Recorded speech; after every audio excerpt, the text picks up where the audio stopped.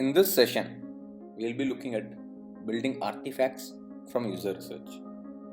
In the previous session, we looked at user research and the importance of user research and how to go about it. Here we will look at the artifacts that we'll build once the user research is completed. The topics that we would look at would involve first user personas, where we'll talk about the basics of personas, the components and the process of building personas, and the importance of building and revising them. Then we will move into understanding user journey mapping. Basically, the importance of user journey mapping, what elements constitute a user journey mapping, and the process of developing the entire user journey. And finally, we will look at something called as affinity mapping. This is a process that is used to make sure that you can make sense of all the data that you collect in your user research. In this topic, we look at the basics of affinity mapping and understand how to effectively perform affinity mapping. Let us look at the basics of personas. Before we get into it, what exactly is a persona? A persona is basically an account of a person. Once you have done your user research, you will get a lot of information about your users. You will club this information that you have collected into a particular format. It's almost like a biography that you write for a user, who basically represents a bunch of users. And why is this important? As a PM, you have to work with different teams like tech, design and marketing to create an amazing product and experience for your users. Throughout this entire product development journey, you have to keep your user in sight. Right? User insights can help you right from designing your product, the look and feel, to the capabilities of the product. And creating personas can help you achieve this effectively. A well-developed and realistic persona ensures that you always take the user into account while making decisions about the product. This user persona document that you prepare is almost like a reference document that you can keep looking at whenever you have to take a decision about the product.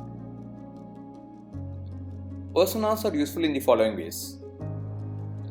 They help you comprehend the psychology and pain point of the user so that you can decide on the most suitable design and functionalities for your product. They help you comprehend the psychology and pain point of the user. They aid in communicating and explaining to various stakeholders how the user experience should be crafted. If you have to tell to your designer, right, this customer is someone who doesn't understand technology, it's not that obvious or easy for the designer to understand what you're saying. On the other hand, if you can actually share this persona, which is almost like a biography, just by reading it, the designer would understand the psychology and the pain points of this user and would be able to design something that's very effective for the user.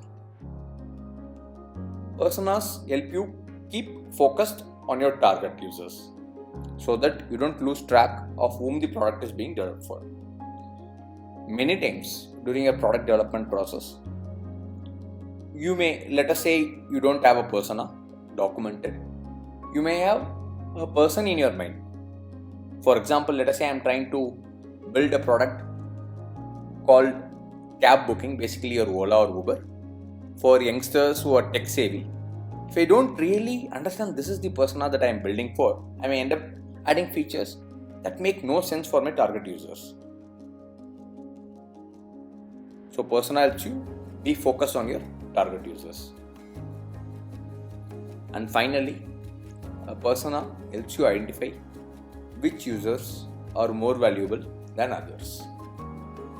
How do they do that? Like I told you, a persona is a representative biography of a person amongst a group of people, right? The persona which represents a large set is a better persona to go after. Let us say in India, you have two personas when you are building a product. Right? One is your tech savvy urban crowd, and the other persona is your rural population. And let us say, right, the product you are building, 90% of the users are rural according to the persona, then probably it makes sense to go after the rural users for that particular product. And finally, personas serve different purposes in different product development stages. For a new product, they can be built from the insights you get from initial user research. In later stages, they are used to become more metrics driven. Now that you have understood what a persona is and why it is important, let's look at what are the parameters or elements that go into building a persona.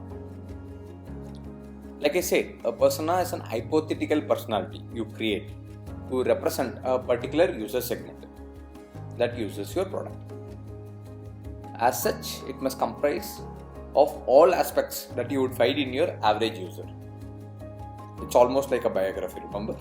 So it has to include goals, aspirations, motivations, pain points, preference about technology and brands of the user. A typical user persona comprises of the following elements. Of course, the more detailed you are when you are building your persona, the better your product development would be, and easier for you to make sure that you build the right product that matches your user needs. So what are the elements of an typical user persona? First, there is the profile. This section includes the user's age, location, education level, annual income, and other demographic and geographic details. The next element is basically a quote. This is a one-liner that sums up what the user would like the product to do. This is almost like a synopsis in a way for the entire persona, right? In a single line, you will know what the user actually wants this product to do. Next comes the bio. This section creates a story about what the person does and what he feels would make his life easier. This is different from your profile because profile is more of actual facts, right? Bio also talks about his feelings, and then comes the pain point. Pain point bit contains all the problems the user would like the product to solve. One of the most important sections in a persona is the pain points, because finally, when you are building your product, your features are going to have a direct mapping based on the impact of solving that particular pain point with these pain points. So let us say you are able to identify 5 pain points for a particular persona, and that's your chosen persona. Probably you'll have to have features mapping to these 5 pain points, or based on priority and impact, maybe 2 or 3, right? That is more of a business call. But essentially, the features that you will build or the capabilities that you will build in your product should be such that they solve these pain points, not something else. The fifth element are the user goals. This section includes the aspirational as well as essential goals that the user would like to achieve through the product. Essentially, the end metric, right? If I have to put it in a very quantitative way, that the user wants to achieve as an outcome of using this product. For example, Netflix end user goal could be entertainment. Then the sixth element is the motivations of the user. This list includes all the factors that would motivate the user to use your product. The seventh element is personality. This section tells you about the psychology of the user and comes in handy while creating the interaction design or adding deleting features. So if let us say you want to build a product that is very rich in design, right? Typically, doing that may not make sense if you don't really understand the psychology of the user. An user who doesn't really give so much of preference to something that is rich in design may not be the right user segment to invest the effort in designing something like that, right? And also when you have to translate this need to your designer, it's much easier to share this persona because he can just read this personality and use his own knowledge of what kind of features basically design, right? When I say features here, it's the interaction design that would work for this particular personality type. Then the 8th element is brands. This is almost like getting a sense of the knowledge of the person or the user across various brands, which will help you to understand his thought process better. Brands represents knowing the type of brands the user likes. And the final element is the technology. This section provides information about the devices the user uses and the softwares and apps she prefers, so that you can make an informed decision about the platform for your product. So to do a quick recap, the elements of a persona, which is basically a hypothetical personality. A persona is an hypothetical personality that you create to represent a particular user segment. For example, let us say your user segment could have 1 million people, but they may all be so similar that you can represent it with one persona who is an indicative person to represent this user segment. And the typical user persona consists of profile, quote, bio, pain points, user goals, motivations, personality, brands, and technology about the user. And remember, sometimes you may not have a necessity to have all these fields, which is okay. You have to be picking it based on your particular case, but more detail the persona, better it is in your product development process. So now let us look at an example of a user persona. While Ola could have many user personas, we look at one user persona here. So this persona profile is a 22 to 35-year-old person, city bred, educated, upper middle class, and technically savvy. Of course, in Ola there could be any number of personas like this, right? Maybe there could be everything same in its profile, but instead of city bred, maybe a rural person, or you could have a 60 plus elderly persona. You could have a less than 15 child persona. So there could be multiple personas, right? Because there could be different user segments. But I will take one persona that represents a user segment. Basically, the profile of this persona, which is representative of this user segment, is a 22 to 35-year-old person who is educated, technically savvy, and city bred. What is the quote about this person regarding the product? In its reliable, comfortable transport, correctly priced at my doorstep without the hassle of haggling. Note the words: reliable, comfortable transport, correctly priced at my doorstep without the hassle of haggling. I am not putting the bio. This typically comes from your interviews, right? You can just paraphrase from your interview. Since it's obvious, I am not putting it here. So let's look at what are the pain points of this persona. He needs it for everyday office use. So he should have the cab available. There should be no waiting time for him. He needs a clean and comfortable cab. Haggling is a pain and he wants fixed upfront rates. And it should be reasonably priced. These pain points come from his experience of current transport option. Right? Even when he tries to use a cab service, when Ola was not existing, right? You would have had these problems because you would have to book the previous night by telephone with one of the other cab players who were there at that point in time. They usually ended up not coming on time, which meant that he had to wait. He had no option or choice to choose the cab he wanted, which meant that he was forced with the cab that came in. There was no fixed upfront rates, right? You did not even know the destination and source. You tell the cab company that you want that person at your house, and the destination could be some area, and they'll give you a rough rate. The actual rate is once you take the ride and complete the ride, which means that your price could be different from the price that they have indicatively suggested based on traffic and other factors, which means you may have to have a discussion with the cab driver. Based on all these parameters, the user says these are his pain points. What are his motivations? Existing transport options fail in one or the other in solving his pain points. That is the motivation for him to use this product.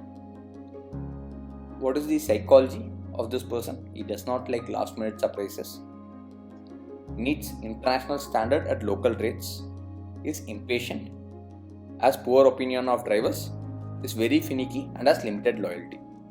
Of course, some of these factors go into product development, right? Some of these factors also go into design. For example, if you take the as poor opinion of drivers, which means that he does not really trust the drivers. So what would be the product capability?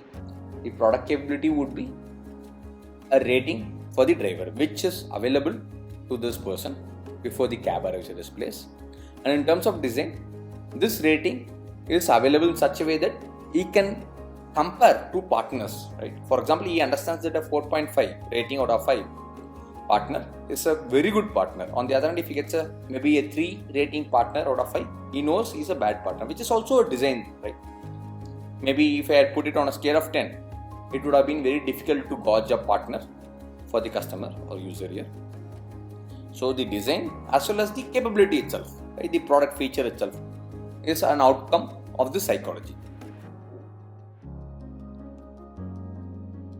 The next, and one more example is, he does not like last minute surprises, which means that there should be a constant communication of the location of the cab and whether the cab is coming or not through multiple modes for him, right? On the app, through SMS, through app notifications, which are all part of your design. It's a capability, but also it's design, right? Make sure that the notifications are visible to him so that he does not miss it. All those are part of your interaction design.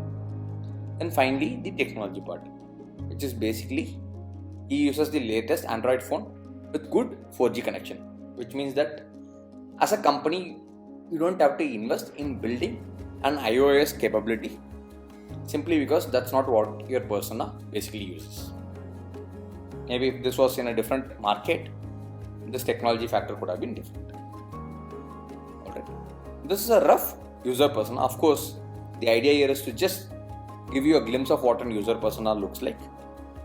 When you're actually doing it, you can be a lot more detailed than this example. Alright, now that we have talked about the importance of a persona, the elements that go into a persona, and also an example of a persona. Now when you are actually building this persona, let's look at what is the process that you will follow. While building a persona, you need to incorporate various elements related to the user that we have seen, right? Like personality, technology, pain points, etc. On all these can be sorted from the data gathered through user research. You will have a mountain of information. It's not like you'll be able to exactly ask them these questions and they'll give you exact answers, right? You are doing an interview with your user, you will have, let us say, 20 interview material, right? With different responses from different users. You'll have to somehow make sure that you club them into a persona, get the right set of information and put it into these elements.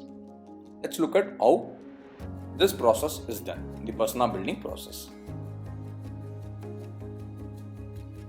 A persona building process generally follows these steps. First, collect user data. You need to gather information about your potential users. This can be done like we had seen in the user research session through surveys, interviews, contextual inquiry, and other user research methods that you want to use based on the product and the market. Once you have collected your user data, the next step is to condense your user data. So you need to sift through your user research for data that is specific to your product and users. Correct. So for example, you may have information like when you're just targeting it, you may not be able to do a very good job of targeting at the right user segment. Maybe there's a lot of data that you don't want. Maybe there's information even from the users you want, but usually information that's not useful at all for your product. For example, let us say you want to understand the psychology. Sometimes users are like that, right? That's how the user research process is. They may talk about pain points of an unrelated product. For example, if you ask them about a brand that they usually use, they may start complaining about the product. It's a brand that you don't even care about, right? You just want to know which brands they use. But they'll not just give the brand name, but also talk about the pain points of the brand. So you need to be able to condense this user data. Maybe some of that rambling has specific insights that you can understand about the psychology of the persona. Maybe most of it is useless, but that's your job to condense all this user data into useful information specific to your product and users. After pulling, right, this is the most important step, forming persona groups. After pulling out the useful characteristics from the user data, the next step is to organize these elements into persona groups. Each represent a particular user segment for your product. So what does it mean? So now let us say we take the Ola example that I gave in the previous slides. While I was doing my user research, I would have run interviews, surveys for a larger population, right? I may have initially, because I may not have chosen or add clarity on who would be my exact user segment, right? Or even if I did understand, let us say I understood that my user segment is going to be within the cities, right? But even there, when I run my survey, I'll get so much of information which can be formed into multiple groups. For example, one persona, user persona, could be the well-educated people, affluent within the cities. But when I'm running my survey, it's not easy to differentiate these people, right? There could be another user persona who could be not so educated but affluent, which means that they are not really tech savvy. Then there could be one more persona who are not very educated, not very affluent, and not very tech savvy. Right? So you could have all, and then there could be the elderly people within the cities. Then there could be children within the cities. Right? Maybe gender could form two different personas if there is sufficient differentiation between these two groups. Maybe all the men within the cities have different characteristics, while the women have different characteristics and pain points. If that is the case, then these two also form two different personas. So once you've done your user research, you would realize that there could exist multiple user personas within this large user research set that you have done. Your target market never consists of one persona, it could consist of multiple personas. I'll give you one more quick example. If you look at Amazon, for example, right, they could have many number of user personas, right? An Indian persona could be very different from an international American persona. Within India, the tier 1 city persona could be different from a tier 2 city persona, right? Within the tier 2 cities, right, a persona who is slightly more affluent versus the slightly lower middle class persona could be very, very different, right? So you need to be very cognizant of the fact that while for Amazon, in my example, they would have targeted a larger population set, maybe entire India and the world, but they will not have one size fits all kind of a product. And that will not happen only if they understand that this larger market has multiple personas, with each persona having their unique needs and pain points. So that has to come from this step, basically forming persona groups. After pulling out the useful characteristics from the user data, you need to organize these elements into persona groups, each representing a particular user segment for your product. And once you have created these personas, if let us say 2-3 personas are very, very similar, maybe you will club them. So you need to combine. Once you have combined and got the final list of personas, you need to prioritize them into primary, secondary and complementary levels. Right? Basically what this means in layman terms is that you need to be able to decide which personas are more important for you. It could be a function of your cost benefit analysis. Maybe currently you don't want to target rural personas, so you can focus after the urban personas. Or let us say you are still not sure about the technical knowledge of even the urban persona. So within urban persona, you can target only the well-educated, tech-savvy persona amongst the list of urban personas. So make sure that you do this prioritization.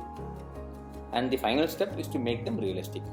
So once you have got this persona right, of course you would have maybe used all your user research, but try to add even more detail now that you know this is the persona you're going to look at. So how do you do that?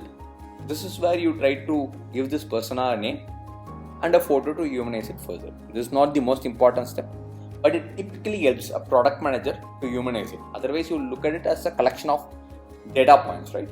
But this persona is actually a person. He is hypothetical because he represents this entire user segment, but he is just human in a way, right? An hypothetical human. And when you give him a name and a photo, you humanize him, which means that you will be able to empathize with his needs and pain points. User needs and pain points. So these are the 5 steps you will follow generally when you are building a persona.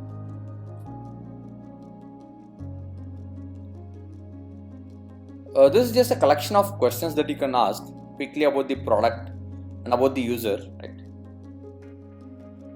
This is basically the questions you will ask to your user. It's not like you will ask the product, of course, right? So about the product, what will you ask the user? What goal do you think the product should have? And what do you hope to achieve through the product? And then questions directed towards the user, like what are the user's personality traits? Some of them could be asked, some of them could be inferred, like is the age, gender, education level.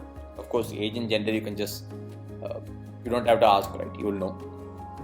But if let us say it's difficult to figure out his age and definitely his education level, you can ask what is the user's professional background, his work experience, the location where he uses his product, the user's need for the product, the solution she currently uses for the problem.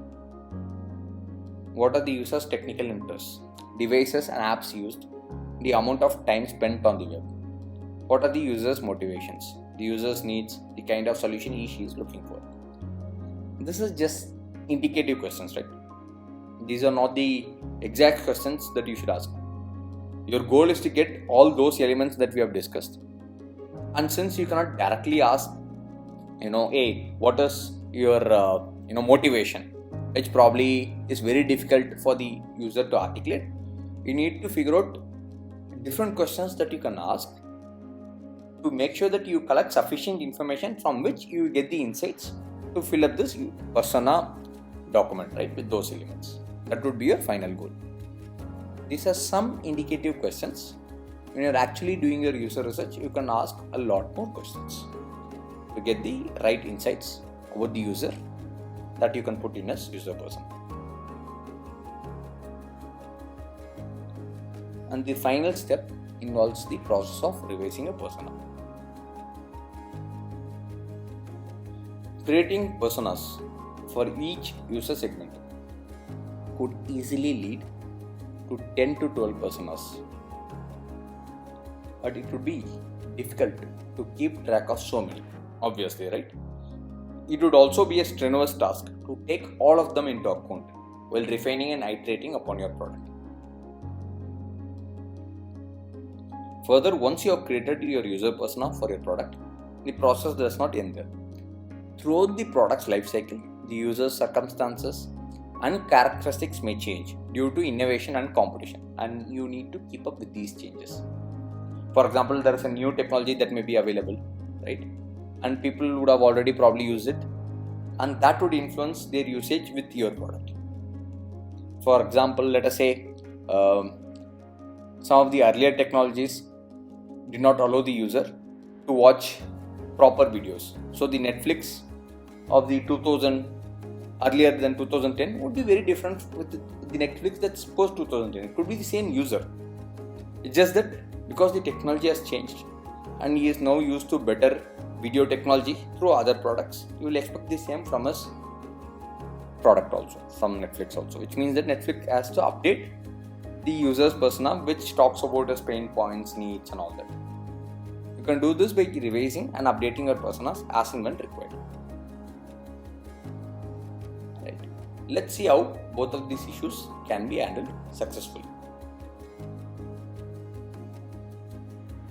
Personas are most effective for product development process only if you have a few of them. the ideal number of personas is 3 to 4. Choose your personas by doing a cost benefit analysis. Basically, which personas are worth going after with product features. So for example, let us say you have 12 personas. Try to put, if you build the features necessary, right, what will be the benefit of going after that persona. Not all personas would be big enough, right, or represent a big enough user segment, or would be lucrative enough for you. And also for some personas, right, let us say between two personas, the changes that you need to make to your product is not too much. For example, if you look at the gender as a parameter that can create two different personas. In the Ola example, let us say everything is the same, but one persona gender is male, the other persona's gender is female, representing two different user segments, right? 25 to 35-year-old, well-educated, technically savvy, male as one persona and female as another persona. Now everything is same for these two personas.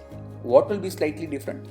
Maybe there is a pain point and a motivation around safety, which may not be there for the male persona. The male persona may talk about drivers rating from a perspective of good quality drivers. He may not need addition, or he may not have a pain point around the safety. But for the female persona, there could be one pain point, right, which talks about a way to make sure that they feel safe when they are taking the cab rides, right, which may be a pain point in the other options where they don't have a way to raise an emergency if, let us say, there is a problem in the cab. Now there is not much difference within these two personas, which means that all my features would be same for those two personas, but I may just add one more additional safety feature to target the female persona, which would be your, if you remember today's Uber and Ola, they do have a safety feature where you can raise an emergency, right, in case of an issue, and they will quickly call you and check for your status. Now of course this is available for the male gender also, because there is no need to differentiate it, but it's not used by the male gender, it's majorly used by the female gender or the female persona here. And now I would prioritize both these personas, because I know I will capture these two user segments by making sure that 95% of the features are the same for both. There's just one additional feature that I have to build, which will not cost me too much, and with that I will be able to capture this entire female persona also. So you can do a cost benefit analysis in any way, right, based on how much additional effort it takes for you to capture all the needs of one more persona, or is there even worth investing in making sure that the other persona is fully served. But finally, the end goal is to have an ideal number of personas as 3 to 4. Of course, it's not like you will stick with only these personas, right? As a company matures, you can introduce more personas. For example, when Flipkart started, they were focused on the city personas, right? City people, basically representing some 3-4 personas, all the cities in India. Then they moved into more and more markets, which meant the user personas changed. The products they launched also changed, which meant that they would have to look at newer personas, like they have recently launched a video, right, which may be a slightly different persona analysis that you'll have to do for this. It may not be the same persona who purchases, who also watches the video, right? There could be two different personas.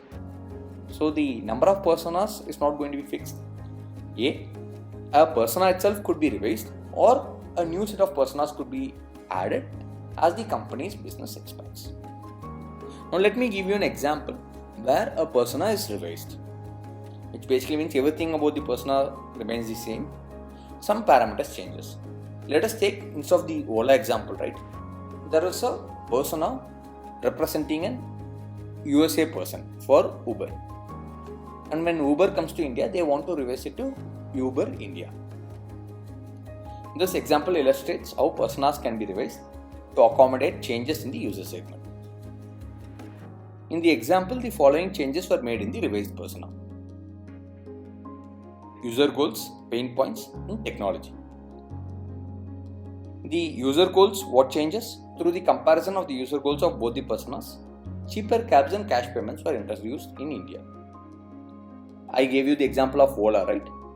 For Uber also in India, that will be the same. Of course, in US, while everything would have been remaining the same for the persona, they would have identified that the goal of the user would not include getting cheaper cabs and having cash payments, which is something that the Indian user wanted. So there's a change to the original persona in this element.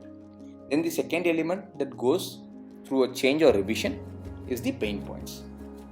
As the revised Indian person has a car of his own, he needs to have a substantial incentive for using Uber. That's how it works in India, right? In US, people are willing to use Uber and not buy a car. In India, buying a car is more of a status symbol. So the person would have bought a car, and only a person who has a car could probably afford a cab regularly for office needs. Because a cab is costly, right? If he has a bike, he'll probably just take his bike. Or if he's the bus guy, he can't really afford a cab. So for this person, if he is going to take a cab for office need every day, he is someone who already owns a car, which means he needs to have a substantial incentive for using Uber. Whereas the original American person does not own a car and would use Uber even without any substantial benefit. So this is the pain point, right? Hey, I need an incentive for me to use Uber. I already have my car. Then the third element that gets a revision is the technology part. In US, it was all iOS device. In India, it was all Android device, which meant that the persona itself has a change. The Indian persona has the technology element as Android. So now you have seen how one revision happens. You have the original persona.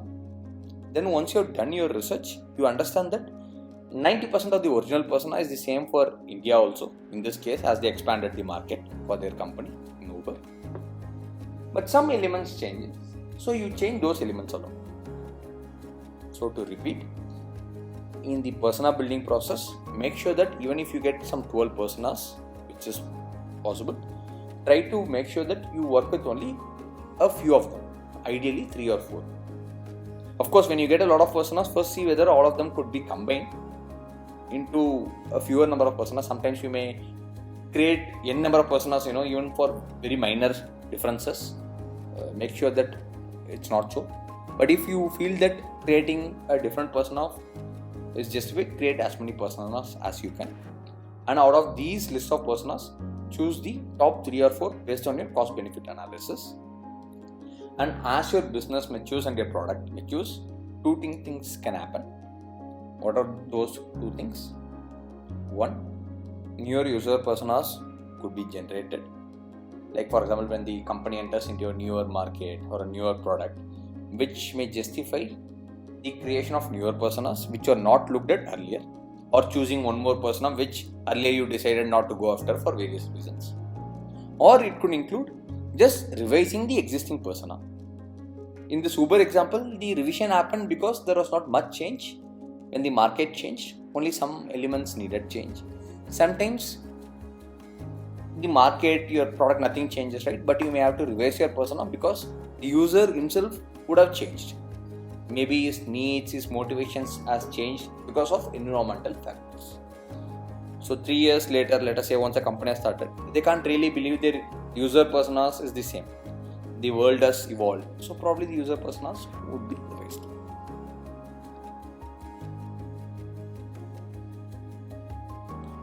Alright, now let us look at user journey mapping and what it is. A user journey mapping is essentially a map or a document representing the journey that the user makes in using your product or your problem statement, depending on the problem statement, right? Let us say you don't even have a product and you can still figure out your user journey. It's basically the journey that the user follows to do some goal. And why do you need to develop user journey maps? Because they help you demonstrate the vision for the project. They enable you to understand user behavior. They aid you in identifying possible functionalities for your product. Let us now look at the elements of a user journey map. For creating a good user journey map, it's important for you to incorporate certain critical elements that will help find out the needs of the user and build your products accordingly. Standard process like how we did for user persona, right? You will do your research and document it in the below format. A good user journey map consists the following elements. The first few elements are a direct reproduction of your user persona because this user journey is for your particular persona that you are doing this for, right? Let us say you have 4 personas, then you will have 4 different user journeys. Of course, a lot of it could be very, very similar, which is okay. But different personas in theory are supposed to have different user journeys. And what are the elements? First is the persona. It is the persona of the user for whom you are developing the user journey map. It comes from your user persona document itself. User goals again comes from a user persona document. This is the end goal the user wants to achieve through each step of the user journey. User expectation. This element tells you how the user expects each step to take place. Then comes the process. This element or field provides details about how the user does a particular step of the user journey. The next element is experience element or component. Through this element, you can learn, this element called experience, you can learn what the user feels while undertaking a particular step of the journey. So essentially in your document you will have a field called experience where you will document about what the user feels while undertaking a particular step of the journey. And then the next one is touch points. These could be user interactions with products or people while she completes a particular step. The next one is the pain point.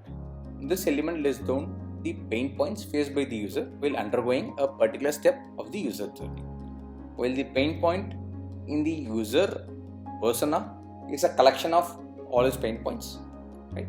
A user journey is a more detailed view of his pain point in different steps while trying to do his user goal. Then we will talk about the problems. These are the main issues according to the user in regards to a particular step of the user journey. And of course, there is actually not much difference between what a pain point and a problem means, right? The difference is a pain point is more about what he expects in a way, while problem is more specific to, let us say, when he's executing the step, maybe some component is not working properly that is involved in that step. And then finally the ideas. This element includes the input by the user on how she feels is that pain points can be solved. Basically this is like asking the user, hey, you have these pain points, what do you think should be the ideas that we should consider to solve this pain point for you? This is just paraphrasing of that information that the user gives. This is not your final ideas. You can use this as an input. If they are good, you can consider them. If they are not good, you can just drop them. So to quickly repeat, the elements of a user journey map includes persona, user goals, user expectation, process, experience. Process is the process he follows when he is doing this user journey, with detailing about how he does each step in this journey. His experience at each step of the journey. Touch points, which is basically the interaction that he does to complete a particular step. Pain point, then the problems, and then the final ideas. Let me give you an example which will make you understand this user journey mapping much better. Let us say you're a product manager, you're in a company where you're thinking, hey, can I build a service for users which will solve for their plumber search problem? Basically, whenever they have to do a repair at their house, one of the major problems that people find in cities is that they have to figure out a plumber, right? And then use him to solve their problems. And you want to understand how the journey is for this particular user goal, with the idea that using those inputs, you believe that you can build an amazing product. You have done your market research and you have figured out that the market size for such a service is good. And then you have done your user research, and from the user research you are trying to put together a user journey map, and the output of this will be an input to the final product that you are building that will solve for this problem. Coming back, while all that would be the longer goal of why you want to do this user journey map for this example, let me now talk about the actual output of this user journey map for a particular goal called as search a plumber online for repair purposes. So let me quickly repeat. First, you are clear why you want to even understand this user journey map, because you believe that the output of this user journey map will provide you enough insights to build a great product for customers with this particular problem statement. Right? Alright, so let's go ahead and look at the solution, basically the user journey map for this particular user group. The first element was expectations, right? I'm skipping the other elements because they come from the user persona, which you have seen earlier. We'll talk about the components that's more uniquely user journey map. First is expectations. What are the expectations of users? Find and book time of a plumber nearby, either on demand or scheduled. The user needs multiple payment options after the service has been delivered. And finally, on time arrival of the plumber. What is the process of searching a plumber? Online search for local plumbers. The first one is the online search. Then look at existing services such as UrbanClap and HouseJob. And finally, search for it on listing platforms like JustDial and Sulekha. Now, what is his experience? Not much information available about the service provider. The next one was plumber did not arrive on the mentioned time. The task completion took more time than expected and obviously promised by the plumber, and only cash payment was available. Right. A slight insight. If you look at these experiences, right, they are great inputs for you when you are building a product. Now you understand that if you are building a product in this problem space, maybe an app through which an user can find and book a plumber. Right? Almost similar to UrbanClap, but UrbanClap is not focused for plumbers. It's more a generic service, right? Now let us say this is the app you want to build. An app where I can find a nearby plumber and book him. What are the things that I have to make sure? That there is a lot of information available about this plumber, like his rating and all that, because that is one experience they faced in other services. The plumber comes on time, maybe with a map showing his exact location, so that the user can keep track of whether he is coming and what time he will come. Then make sure that the plumber is well trained and there is a guarantee that he will complete within the expected time. And finally, make sure that multiple payment modes like Google Pay, etc. are available. So these should all be your ideas based on this analysis of the experience that the user has on the current available services when he is trying to do the user goal of searching for a plumber for repair services. Alright, coming back to the solution, user journey mapping. Now we have looked at the experience element. The next element to look at is the touch point. What are the touch points? One is the Google search results. How does he interact? What are the systems he interacts with or people he interacts with when he's doing this searching of a person? Next is aggregator or listing company's website is the next touch point. Calls to the local plumbers. Basically either call, or if it's an app like UrbanClap, maybe click off a button, right? Or maybe you'll have to send a mail, right? But for easing it, I'm just putting it as calls to local plumbers. And then finally referral from friends and colleagues. These are the various touch points. And what are the pain points? Less information sharing from plumber end. This was a pain point. Not all experiences have to be pain points, by the way. Right? Some experience can be good, some experience could be negative, some experience may be neutral. Right? And usually a customer, when he has a positive experience, is obviously not going to call it a pain point. So you will have to make sure that you retain those experiences for the customer when you are building your product. Or it could be, if it's a negative experience, then that could lead to a pain point to the customer. And if it's a neutral one, probably he's not going to care about it. So which is why you have to realize that experiences and pain points are different. They are not the same. Experience is more emotional, right? What he felt. Pain point is more about what he wanted. What he wanted and what he felt may not always be the same. Sometimes if you feel something bad, you could clearly understand what you would have wanted. But if, let us say, there is nothing negative, there is nothing that he wants. Alright, coming back to the pain points. Less information sharing from plumber end, quality and trust issues with the plumber, multiple payment options not available, sometimes extra charges are taken from plumber. This customer, right, say that the booking portal, or it could be, let us say you just took the number from a website, right, then obviously that's also not possible. But they felt that a booking portal needs to intervene, irrespective whether it's Urban Clap or the website. I just took this example of Urban Clap, right, based on the user research. And what does this tell you? These pain points tell you, when you are building your service, right, you need to make sure that you will have to provide information about the plumber, right, with a rating, have a way where the plumber can talk to the customer, multiple payment options, have a prefixed rate, right, and paid only through the system, our system, so that the plumber does not ask any money from the customer.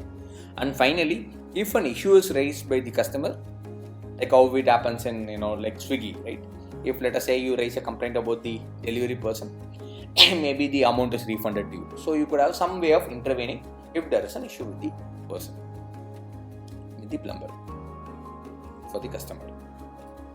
And the final one is ideas.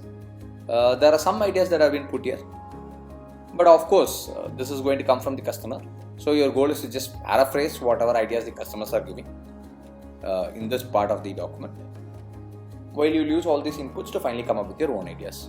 Listing of verified plumbers was one idea that came from them. Share all details such as contact number, plumber office location, time of arrival, etc. once the booking has been done. Location tracker to know the estimated time of arrival of the plumber. Provide multiple payment options such as mobile pay, wallets, etc. Right.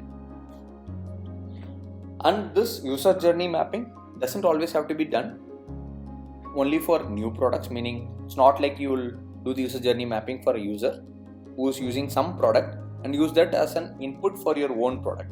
You can check the user's journey mapping even for your own product. For example, let us say I am at Flipkart as a product manager and I want to provide the inputs to my team to make sure that they can improve the existing product. Probably I will try to do some research and figure out the user journey map for a particular persona, and I may understand or uncover new things which I did not know, right? For example, customers may have newer pain points, their experiences could be bad, and I can use all of that as inputs to improve even my existing product. So it depends on your need. It's good to do user journey mapping. In an established product, it will be done to improve upon any pain points that exist or improve experience that the customer is not finding good. If it's a totally new product that you want to build, all these will be inputs to your own brainstorming process and finally your product development. Of course, here the ideas were very obvious because the problem statement was very obvious. As an example, if let's say it's a fairly complex user goal, right, they may not have such great ideas, while the pain points and experience would be very nicely articulated, right, or at least you have to make sure that you can get it out of them. The ideas may be just rambling, which is okay. You still anyways are going to come up with your own ideas. This is just their suggestions.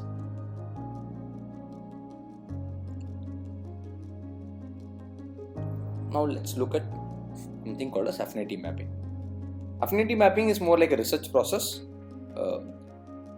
So basically, once your user research is done, you create some artifacts out of those user research activities. What are those artifacts? One is user persona, which is like a biography of the user, and then you will have to do user journey mapping, which is like a movie representation or a flow representation or a process representation of that particular user persona.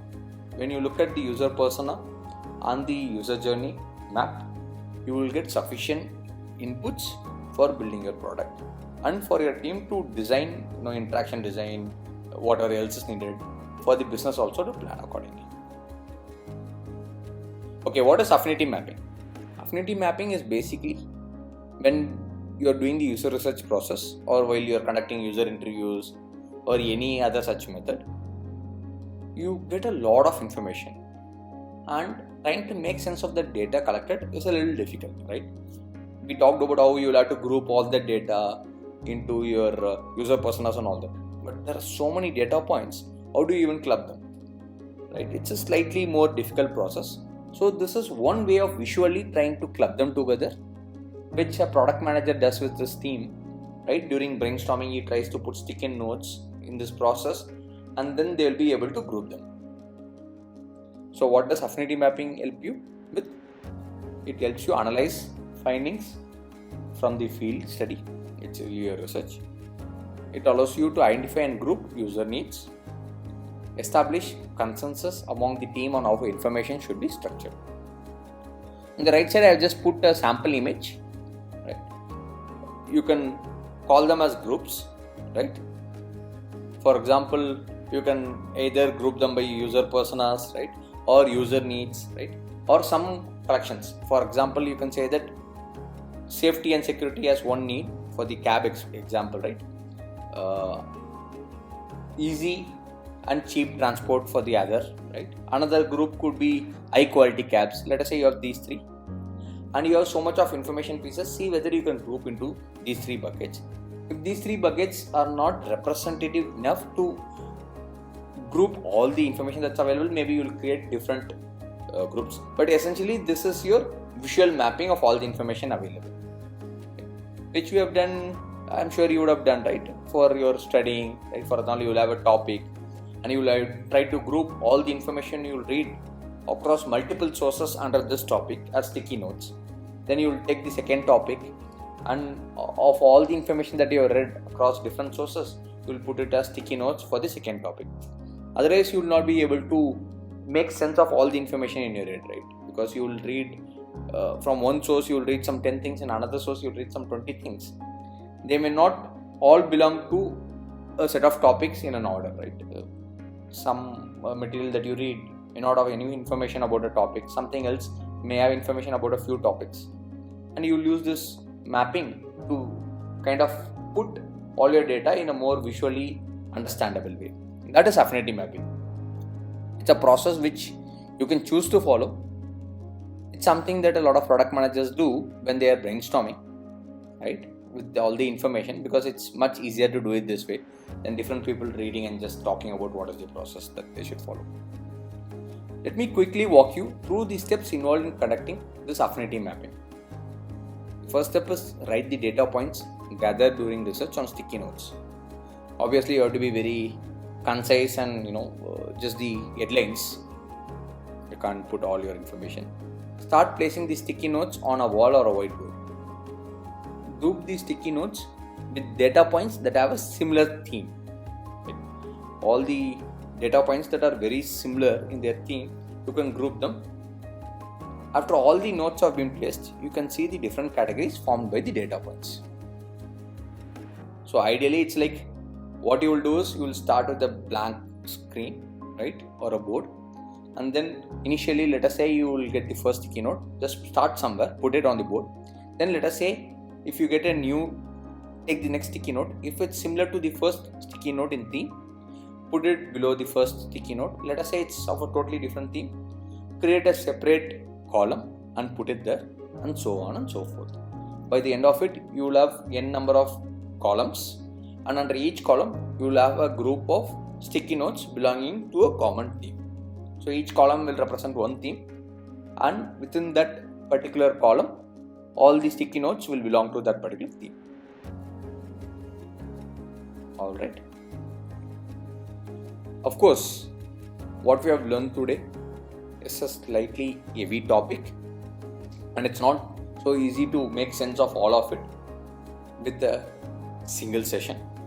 But my goal here is to give you a flavor of understanding how to build user personas after your user research is done. And if you can broadly get a sense of how it is done, I'd be the happiest. Do a lot more reading and also actually practice with some exercises so that you get a better understanding. And of course, as always, if you have any queries, please feel free to put them in the comment section. Alright. Thank you.